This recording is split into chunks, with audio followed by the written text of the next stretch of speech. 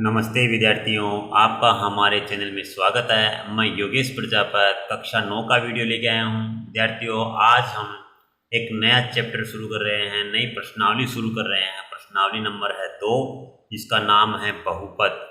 विद्यार्थियों, आपका पहला सवाल है कि निम्नलिखित व्यंजकों में कौन कौन एक चर में बहुपद है। तो यहाँ पर शब्द आया चर।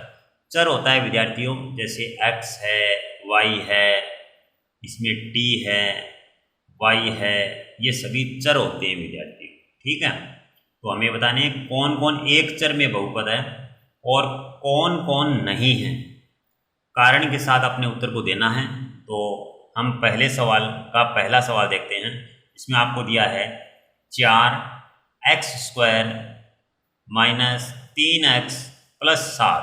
तो आप देख सकते हैं विद्यार्थियों, इसमें बस एक अक्स ही है, अक्स के अलावा कोई दूसरा अक्षर नहीं है, अंग्रेजी का कोई दूसरा अक्षर नहीं है। तो यहाँ पर एक चर है, वो अक्स ही है। तो हम इसका उत्तर देंगे, यह है एक्स में एक बहुपद है। साथ ही विद्यार्थियों, बहुपद होने के लिए एक आवश्यक शर्त होती है कि जितने भी चर होते हैं उनके ऊपर घात है वो पूर्ण संख्या में होनी चाहिए। और पूर्ण संख्या आप जानते हैं कि वे संख्याएं जो 0 से शुरू होती है, 0, 1, 2, 3, 4, 5, इस तरीके से अनंत की तरफ चलती है, ये सभी पूर्ण संख्याएं होती हैं। तो जो भी इसमें चर होते हैं उनकी घात पूर्ण संख्या होनी चाहिए। तो यहाँ पर देखिए x की घात कितनी है, 2 है, 2 एक पूर्ण संख्या है। यहाँ घात कितनी है, 1 है, 1 भी क्या है, पूर्ण संख्या है। इस तरीके से चर है उसकी पावर क्या है, पूर्ण संख्या, इसलिए ये एक बहुपद है। हम लिखेंगे क्योंकि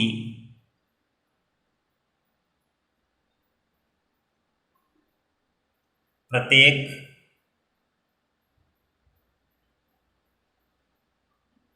पद में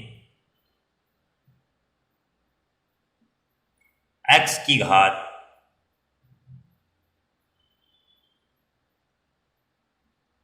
पूर्ण संख्या है।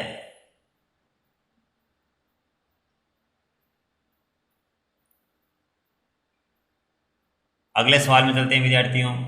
तो सेकंड सवाल आपका y² प्लस वर्गमूल 2 है। तो आप इसमें देखोगे कि इसमें चर क्या है, y है, और y की घात भी क्या है, पूर्ण संख्या है। तो हम यहाँ लिखेंगे, अपना उत्तर लिखेंगे,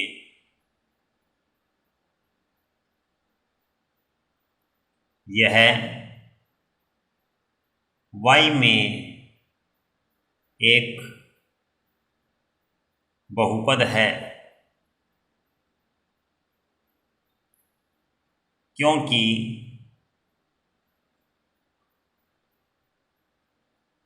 प्रत्येक पद में y की घात पूर्ण संख्या है। तो विद्यार्थियों, घात है वो पूर्ण संख्या में होना जरूरी है। और साथ ही हमें ये पूछा गया है एक चर में, यानी एक ही प्रकार का चर होना चाहिए, वो ही बहुपद हमें बताना है। इसमें चलते हैं विद्यार्थियों। तो यहाँ पर देखिए, यहाँ t है, t इसमें चर है, लेकिन यहाँ t की पावर कितनी है, 1 है। लेकिन यहाँ वर्गमूल के अंदर t है, और वर्गमूल के अंदर t होता है ना, तो फिर t की पावर 1/2 हो जाती है, अर्थात वो परिमेय संख्या बन जाती है। तो हम क्या लिखेंगे, हम लिखेंगे यह t में बहुपद नहीं है, t में बहुपद नहीं है क्योंकि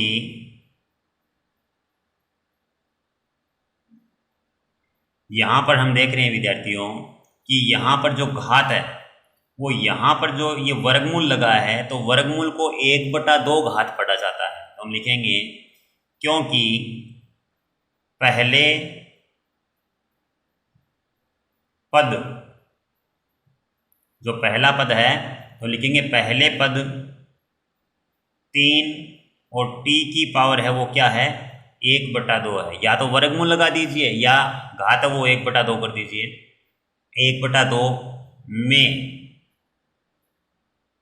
t की घात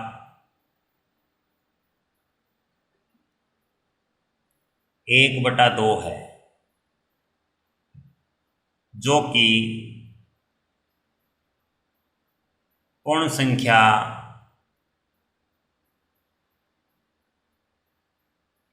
नहीं है। तो इस प्रकार विद्यार्थियों चर की घात है वो पूर्ण संख्या होनी जरूरी है बहुपद होने के लिए। आगे चलते हैं विद्यार्थियों। चौथा सवाल आपका है विद्यार्थियों, यहाँ पर y है, प्लस है, 2 है और बट्टा में y है विद्यार्थियों। जब ये बट्टा का y ऊपर आएगा तो यहाँ पर इसकी घात 1 है, लेकिन जब ये ऊपर आएगा तो इसकी घात जो प्लस की 1 है वो माइनस की बन जाएगी। तो हम इसको लिखेंगे y प्लस 2 और ये पावर जो 1 है वो बन जाएगी y की पावर -1। तो पहले पद में जो घात है ना वो तो एक पूर्ण संख्या है, लेकिन दूसरे पद में जो घात है वो एक पूर्ण संख्या नहीं है। तो हम लिखेंगे कि यह y में बहुपद नहीं है, क्योंकि दूसरे पद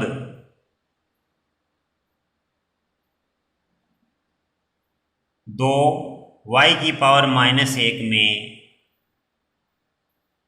y की घात -1 है, जो कि पूर्ण संख्या नहीं है। विद्यार्थियों ध्यान देना है, पांचवा सवाल है उसमें चर एक नहीं है। तो हमारा सवाल मुख्यतः यही है कि कौन कौन एक चर में बहुपद है। तो इसमें चर 3 प्रकार के हैं, x है, y है और t है। तो हम लिखेंगे इसमें यह एक चर में बहुपद नहीं है। यहाँ 3 चर x, y और t है। इस प्रकार विद्यार्थियों हमारा पहला सवाल समाप्त हुआ। अब हम चलते हैं दूसरे सवाल की तरफ।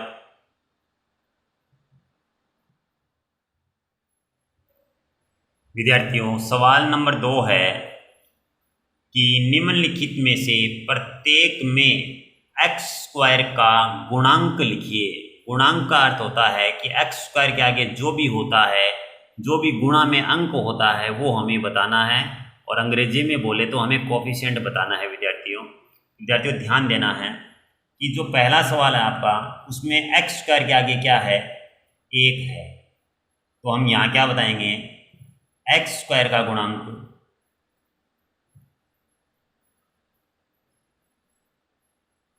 बराबर 1। हम दूसरे सवाल में चलते हैं विद्यार्थियों, जहाँ आपको नजर आएगा कि x² यहाँ पर है और इसके आगे कुछ भी नजर नहीं आ रहा है, इसका मतलब क्या है 1 है। तो हम यहाँ लिखेंगे x² का गुणांक, जो आपका निशान है, साइन है, वो साथ में बोलना है, -1 है। ठीक है विद्यार्थियों, जिसके बारे में पूछा जाए वो ही पद हमें देखना है। जैसे x की पावर 2 है तो हमें यही देखना है। इसके बाद देखेंगे तीसरे सवाल में, इसमें π/2 x² प्लस x है, तो x² ये रहा, इसके आगे क्या है π/2, ये हमारा आंसर हो जाएगा। x² का गुणांक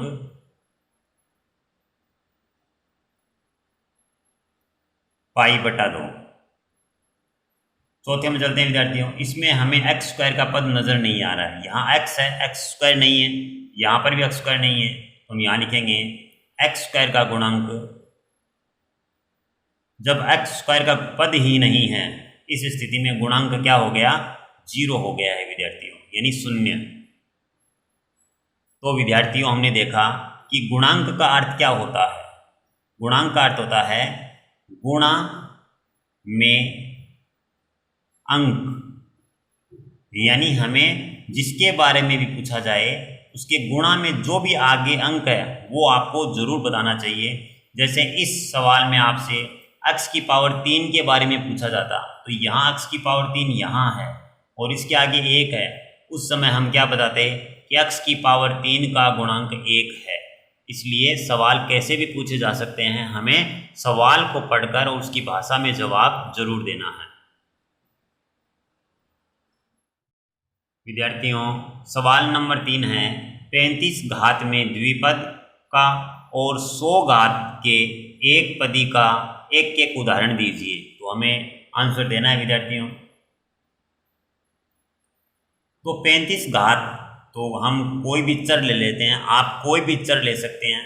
जैसे मैंने x ले लिया और इसकी घात कितनी दे दी मैंने, 35।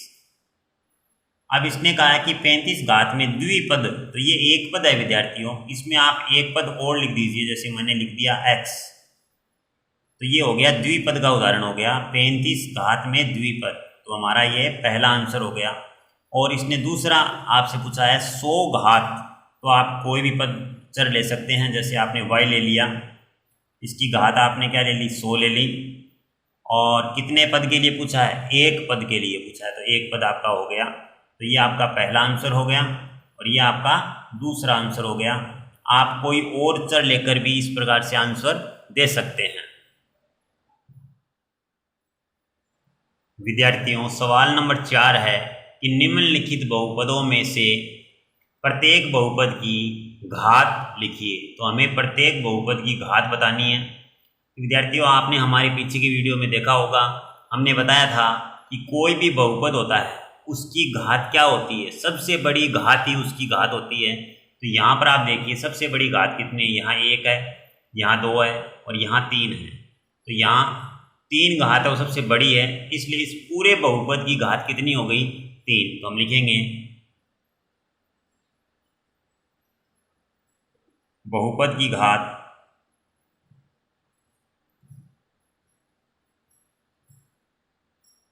3। सबसे बड़ी घात होती है वो ही बहुपद की घात कहलाती है। इसमें आते हैं विद्यार्थियों, यहाँ लिखा 4 - y²। तो यहाँ पर जो चर है, चर की अधिकतम घात कितनी है, 2 है। तो हम लिखेंगे बहुपद की घात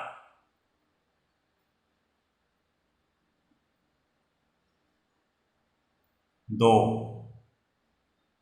इसी तरीके से इसमें देखते हैं, ये है 5t - वर्गमूल 7 है। तो यहाँ चर ये है और इस चर की घात कितनी नजर आ रही है, हमें 1 नजर आ रही है। तो हम लिखेंगे बहुपद की घात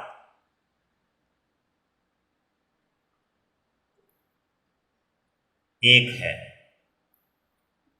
अब विद्यार्थियों यहाँ पर आपको नजर आ रहा है यहाँ कोई भी चर नहीं है, लेकिन इसके गुणा में 1 जरूर है, इसके गुणा में 1 जरूर है। तो आप यहाँ पर मान सकते हैं कि मानो यहाँ पर कोई चर था, आप ये मान सकते हो, आप ये सोच सकते हो कि जैसे यहाँ 3 है और गुणा में इसके 1 है विद्यार्थियों, तो 1 यहाँ पर है।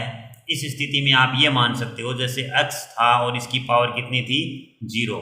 तो आपने पीछे की क्लास में पढ़ा है कि किसी की पावर 0 होती है तो वो क्या बन जाता है, 1 बन जाता है।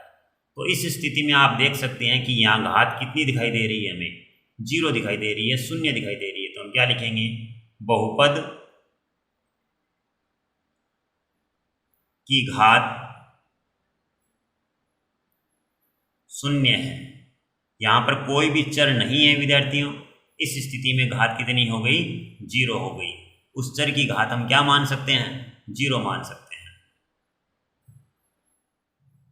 विद्यार्थियों सवाल नंबर 5 है कि बताइए कि निम्नलिखित बहुपदों में कौन कौन बहुपद रेखिक हैं, कौन कौन द्विघाती हैं और कौन कौन त्रिघाती हैं।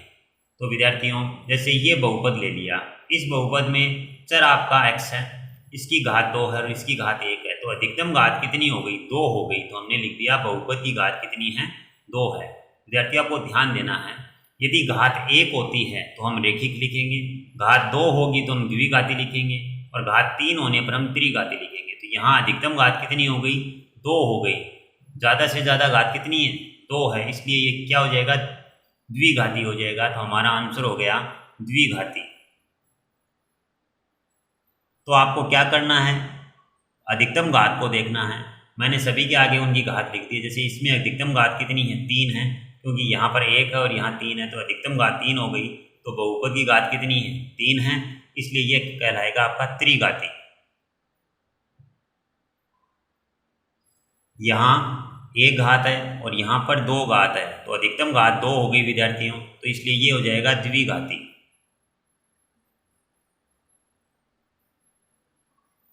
यहाँ देखिए विद्यार्थियों, यहाँ ये तो अचर पद है और ये है आपका x, इसकी पावर कितनी है? 1 है, इसलिए ये हो जाएगा आपका रेखिक। जिसकी घात 1 होती है उसे बोलेंगे हम रेखिक।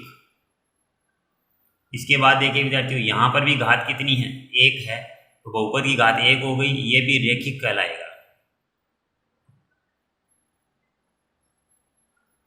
आगे यहाँ देखिए विद्यार्थियों, r² है यानी घात 2 है, तो हमने लिख दिया बहुपद की घात 2 है और 2 होने पर लिखते हैं हम द्विघाती।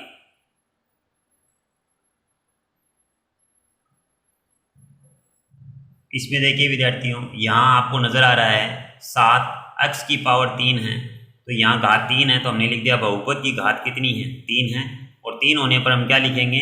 त्रिघाती लिखेंगे। तो इस प्रकार विद्यार्थियों आपकी यह प्रश्नावली है वो पूरी हो चुकी है। इसको ध्यान से देखना है, समझना है, और हमारे चैनल का लिंक जब भी आपको मिलता है इसे शेयर जरूर करना है, लाइक करना नहीं भूलें। धन्यवाद।